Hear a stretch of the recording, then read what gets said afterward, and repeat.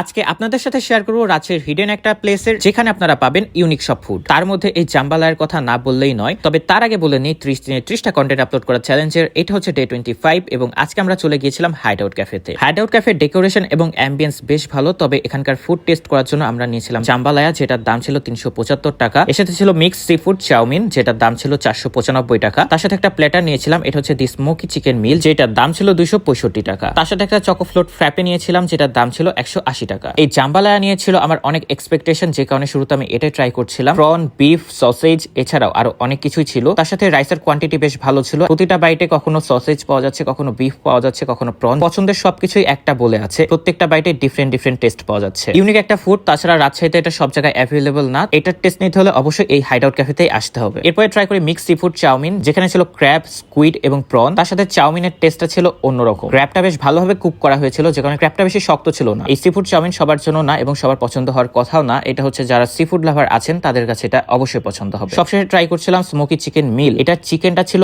এত জুসি, এত সফট, বলার মতো না। এটার সাথে বেশ কিছু আলু ভাজাও ছিল, এটা খেতে বেশ ভালো লাগছিল। চিকেনের কথা বলতে গিয়ে রাইসের কথা বলতে ভুলে গিয়েছিলাম। এটা রাইসটা বেশ ফ্রেশ এবং টেস্ট ভালো ছিল। এই ফ্র্যাপেটে ছিল ঠান্ডা ঠান্ডা চকলেট একটা ফ্লেভার পাওয়া যাচ্ছিল, তার সাথে সুইটনেস ছিল ব্যালেন্স। হাইড আউট ক্যাফের লোকেশনটা হচ্ছে নিউ মার্কেট রোড, ইসলামী ব্যাংকের একটু আগে। যাই হোক, এটা ছিল 25 নম্বর ভিডিও। দেখা হচ্ছে কালকের ভিডিওতে। আজকের মতো পর্যন্তই, বাই।